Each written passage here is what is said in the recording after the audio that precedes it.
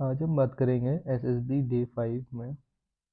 ठीक है, हम बात करेंगे इंडिविजुअल ऑब्स्टिकल्स की। तो जैसे नेम आपको सजेस्ट कर रहा है कि इंडिविजुअल ऑब्स्टिकल्स, ये आपको इंडिविजुअली करना है और बहुत अच्छा चांस होता है, क्योंकि जब आप ग्रुप में करते हैं तो आपकी उतनी परफॉर्मेंस नहीं आती है, तो उसकी प्रैक्टिस आप कर सकते हैं। पर इसकी क्या है कि आपका हेल्थ और मेंटल है कि आप एक्सरसाइज वगैरह कर रहे हैं, आपका कोऑर्डिनेशन कितना अच्छा है, आप कितने अच्छे से टास्क कर सकते हैं, उस चीज़ की कैपेबिलिटी, आपकी फिटनेस की कैपेबिलिटीज़ को यहाँ पर जीटीओ सर जज करते हैं। ओके, अब यहाँ पर क्या है कि जैसे अगर इंडिविजुअल ऑब्स्टिकल्स मैंने बताया कि नाम है कि आपको खुद करने हैं, तो आपको इसमें ऑब्स्टिकल्स मिलेंगे। 3 मिनट्स का टाइम होगा, इसमें जो रूल है 3 मिनट्स का टाइम में आपको ऑब्स्टिकल्स पूरे करने होंगे। और अगर आप 3 मिनट से पहले ऑब्स्टिकल्स पूरे करें तो आप रिपीट कर सकते हैं। जैसे मान लीजिए आप यहाँ ये ग्राउंड है, ये ऑब्स्टिकल्स हैं आपके, ऐसे करके। ठीक है, तो जैसे आप कोई सा भी ऑब्स्टिकल पिक करके पहले आप ये कर सकते हैं, पहले आप ये कर सकते हैं, लेकिन जैसे जीटीओ सर बताएं उसी ऑर्डर में करें तो ज़्यादा बेनिफिशियल रहेगा। और उसके बाद जैसे आपने ये सारे ऑब्स्टिकल कर लिए, अब आपका टाइम बच रहा है, तो आप क्या करेंगे, जो आपको इजी लग रहे हैं कि आप कर सकते हो और रिपीट करके ज़्यादा नंबर ले सकते हो, तो आप ऐसे करके भी कर सकते हो। जैसे आपने यहाँ से यहाँ तक पूरे कर लिया, आपको लगा ये वाला भी मुझे इजी है, ये भी कर सकता हूँ, ये भी कर सकता हूँ, तो आप ये कर सकते हो। ठीक है, अब मैं बताता हूँ आपको इसमें क्या होगा कि आपको यहाँ पे जीटीओ सर पूरे आपको एसेस कर देंगे कि ये आपकी हैं, इसके इतने पॉइंट्स हैं, इसके इतने पॉइंट्स हैं। फिर जैसे चेस्ट नंबर 1 अगर यहाँ से स्टार्ट कर रहा है, फिर जैसे ही विसिल बजेगी ये स्टार्ट करेगा, फिर जब विसिल दोबारा बजेगी तो यानी आपका टाइम ओवर है, और बाकी कैंडिडेट्स को पीट करके यहाँ बिठा दिया जाएगा। ऐसे करके बैक साइड होगी, पीछे नहीं देखना है आपको। और फिर उसके बाद जैसे ही इसका ओवर होगा, विसिल बजेगी, तो आप दूसरा इसका टेक ओवर करके स्टार्ट करेगा। ओके, अब स्टार्ट करते हैं कि इंडिविजुअल ऑब्स्टिकल्स में आपको क्या क्या मिलेगा, क्या क्या नहीं, क्या क्या चीज़ें आपको परफॉर्म करनी होंगी। ठीक है, अगर बात करूं तो इसमें जैसे ऑर्डर अलग हो सकता है, लेकिन आपको ऑब्स्टिकल्स क्या क्या है वो मेरा मेन पर्पस है समझाने का। हर सेंटर में अलग अलग होते हैं, कोई किसी में कमांडो वॉक बाद में हो सकती है, किसी में पहले हो सकती है, अलग अलग ऑर्डर्स में अरेंज करके देते हैं हर सेंटर वाले। लेकिन ऑब्स्टिकल्स क्या क्या मैं वो बता देता हूँ आपको। ठीक है, तो इसमें सबसे पहले आती है आपकी जैसे अगर मैं बात करूँ, जैसे इसमें लॉन्ग जंप आ सकती है या कमांडो वॉक, तो मैं कमांडो वॉक से स्टार्ट करूँगा। जो टफ वाले हैं वो आपको डिटेल में समझाऊंगा। कमांडो वॉक में क्या होगा कि आप यहाँ से चढ़ेंगे, ठीक है, फिर यहाँ पे एक प्लेटफॉर्म होगा आपका इस फॉर्म में। ठीक है, कैंडिडेट ऐसे चलेगा, फिर इस पे चढ़ेगा, इस पे चढ़ेगा, फिर उतरेगा, फिर ऐसे करके नीचे आ जाएगा। ठीक है, तो ये हो गई आपकी कमांडो वॉक। लेकिन ये बहुत नैरो होता है, जिस पे आप इस पे चलते हैं, बहुत नैरो होता है, तो बहुत संभल के बहुत ध्यान से चलिएगा। मतलब ये मान लीजिए ज़्यादा चौड़ा नहीं होगा, केवल आपके चलने भर की जगह होगी। तो ये आपकी होती है 9 पॉइंट्स की। ठीक, अब मैं दूसरे ऑब्स्टिकल्स पे आता हूँ। अलग मैं रिपीट कर रहा हूँ कि ऑब्स्टिकल्स अलग अलग हो सकते हैं अरेंजमेंट इनका, लेकिन होते यही हैं। ठीक है, कमांडो वो आपको समझ में गया। फिर आपको मैं बताता हूँ high screen jump. High screen jump में क्या होता है कि एक तरीके का ऐसा प्लेटफॉर्म दिया होगा आपको, ऐसे करके। ठीक है, आप इस पे चढ़ेंगे, ऐसे भागते हुए आएंगे, फिर यहाँ पे एक स्क्रीन सी लगी होगी, स्क्रीन नहीं, एक स्टैंड सा होगा, उस पर लाल कलर का ऐसे कपड़ा सा होगा, रेड कलर का। आपको ऐसे इस पे आएंगे आप भागते हुए। ठीक, आप ऐसे भागते हुए आएंगे, फिर जंप करेंगे यहाँ से और इसको क्रॉस करेंगे। ध्यान रहे रेड पे तो आपको वैसे भी बाकी और टास्क में भी आपको रेड को टच नहीं करना, छूलना नहीं है बिल्कुल। ये होगी आपकी 4 पॉइंट्स की। ओके, ठीक, 4 पॉइंट्स की होगी। फिर मैं बात करता हूँ बर्मा ब्रिज की। बर्मा ब्रिज में ट्रिक्स भी बता दूंगा कि बर्मा ब्रिज में आपको कैसे प्रिकॉशनरी और टाइम कैसे बचा सकते हैं आप कुछ सेकेंड्स अपना, तो वो मैं बताता हूँ आपको। बर्मा ब्रिज में क्या होगा कि ऐसे करके ये दो रोप होंगी।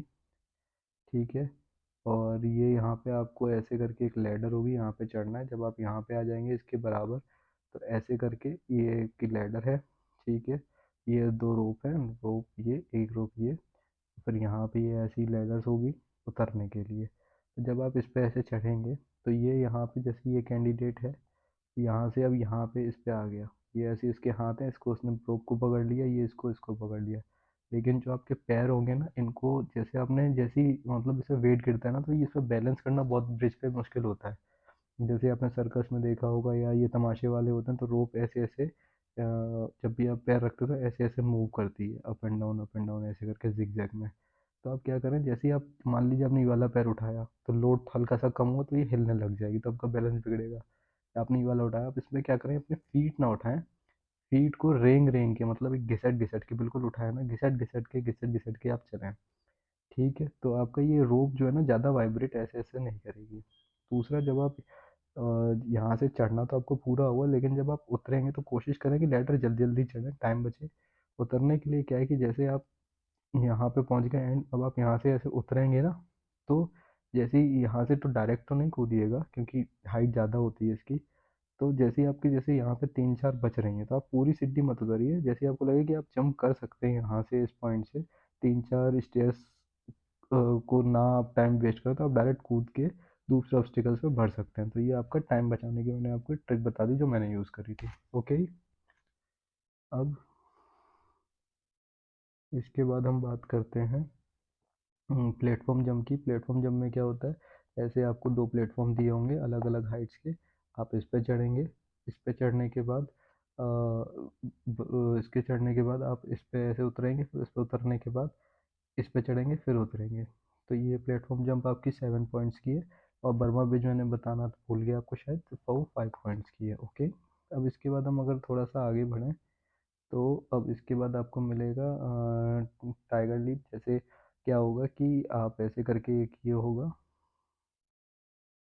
ये एक से करके एक स्ट्रक्चर होगा, ऐसे ऐसे रोप होगी, इस पर आपको ऐसे भागते हुए आना है, रोप पकड़नी है और आपको इस साइड आ जाना है। ठीक है, ये आपकी हो गई 10 पॉइंट्स की। ठीक है, अब आगे जैसे सिंगल रैंप की मैं बात करूँ तो सिंगल रैंप में कुछ नहीं है, जैसे इस हाई स्क्रीन जंप बताई थी, तो सिंगल रैंप में भी क्या होगा आपका, जैसे आपका ये सिंगल रैंप है। ठीक है, तो सिंगल रैंप में कुछ नहीं है, ऐसे एक प्लेटफॉर्म होगा, आपको भागते हुए आना है और कूद जाना है।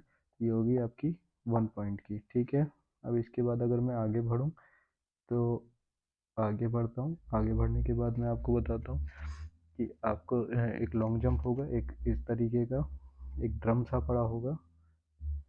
ठीक है, इस तरीके का एक ड्रम सा पड़ा होगा आपके पास, रेड कलर में, ज़मीन में गड़ा हुआ टाइप का। उसके ऊपर ऐसे ऐसे जो कटीले तार होते हैं वो होंगे। आपको क्या करना है, बॉयज़ में थोड़ी हाइट ज़्यादा होती है, गर्ल्स में थोड़ी इसको कम कर सकते हैं हम। आपको क्या करना है, आप आएंगे भागते हुए और उसको जंप कर जाना है, बस और कुछ नहीं है इसमें। लॉन्ग जंप में ये आपकी 2 पॉइंट्स की होगी। ठीक है, फिर एक आती है डबल डिच। डबल डिच में चोट लगने का खतरा होता है, क्योंकि मेरा एक फ्रेंड था वो रिपीट करते समय गिर पड़ा था। तो इसमें क्या होगा, जस्ट अ सेकेंड। तो डबल डिच में क्या होगा, आपको क्या करना है कि ऐसे करके एक आप यहाँ पे एक गड्ढा होगा, फिर यहाँ पे कुछ प्लेटफॉर्म सा होगा, फिर यहाँ पे एक और गड्ढा होगा। दोबारा बता देता हूँ कि डबल डिच में मतलब, ठीक है, ऐसे करके यहाँ पे, ये यहाँ से आपने जंप किया। ठीक है, आप इस प्लेटफॉर्म पे आए, फिर यहाँ से आपको फिर एक और होगा, फिर इस यहाँ पे आके फिर आपको क्रॉस करना है, यहाँ पे रोप होगी। ठीक है, फिर आप यहाँ से यहाँ पे छोड़ेंगे, फिर यहाँ पे एक रोप होगी, फिर यहाँ से आप इस पे जाएंगे। तो डबल डिच में क्या होता है, कभी कभार आप जैसे गड्ढे में गिर भी जाते हो तो आपके हाथ टकराने के चांस होते हैं या पैर में लगने के चांस होते हैं, तो उसका ध्यान रखें। यहाँ से एक जंप किया रोप पकड़ के, फिर भागे, फिर रोप पकड़ी, फिर रोप पकड़ के दूसरी तरफ चले गए। ये हो गई आपकी डबल डिच। डबल डिच ये हो गई आपकी 8 पॉइंट्स की। ओके, 8 पॉइंट्स की होगी। ठीक है, और एक आपको मिलेगा, आपको क्या कहते हैं, जिग जैग। जिग जैग मैंने बता रखा है कि नाम से ही सजेस्ट लग रहा होगा आपको, जिग जैग में क्या होगा। ठीक है, ऐसे करके ये बल्ली होंगी कुछ ऐसे, ऐसे ऐसे, ये ऐसे। ठीक है, ये मान लीजिए आपकी बल्ली टाइप है, स्ट्रक्चर है, या कोई स्क्वायर टाइप का फट्टा है थोड़ा टेढ़ा मेढ़ा। आप यहाँ से चढ़े ऐसे, फिर इस पे आए, इस पे आए, फिर आप निकल गए। तो आपको ये जो बीच का गैप है यहाँ पे गिरना नहीं है, इस पे चढ़ गए, इस पे चढ़ गए, फिर इस पे आना है, इस पे आना है, इस पे आना है, और ये आपकी होगी जिगजैग 3 पॉइंट्स की। ठीक है, और एक टार्जन जंप होती है। टार्जन जंप में क्या होता है कि टार्जन जंप में कुछ नहीं है, आप ऐसे रोप होगा, आप इसको झूलते हुए इस पॉइंट से इस पॉइंट पे आपको आ जाना है। ये आपके इंडिविजुअल ऑब्स्टिकल्स हो गए। तो मैं रिपीट कर देता हूँ कि बर्मा ब्रिज में बहुत संभाल के करना है। लेदर में जैसे आप कर रहे हैं तो टाइम बचाने के लिए 3-4 स्टेयर्स को आप अवॉइड करके डायरेक्ट जंप कर सकते हैं। बर्मा ब्रिज में आपको याद रखना है कि आपको जैसे दो रोप के बीच में आप खड़े हुए हैं ऐसे, ठीक है। तो आपको अपने पैर जो हैं वो घिसट घिसट के चलना है, क्योंकि आप पैर उठाएंगे तो वो बैलेंस बिगड़ सकता है। जब आप उतर रहे हो तो 3-4 आप स्टेयर्स को और लैडर को सॉरी स्किप करके डायरेक्ट जंप करके टाइम बचा सकते हैं। और जैसे अगर आपको विसिल नहीं बजे, आपको लग रहा है कि आप कोई भी इनमें से ऑब्स्टिकल्स में से जो इजी हैं आप रिपीट करके मोर पॉइंट्स गेन कर सकते हैं। Okay, that's about all about the video. Thank you, wish you all the best.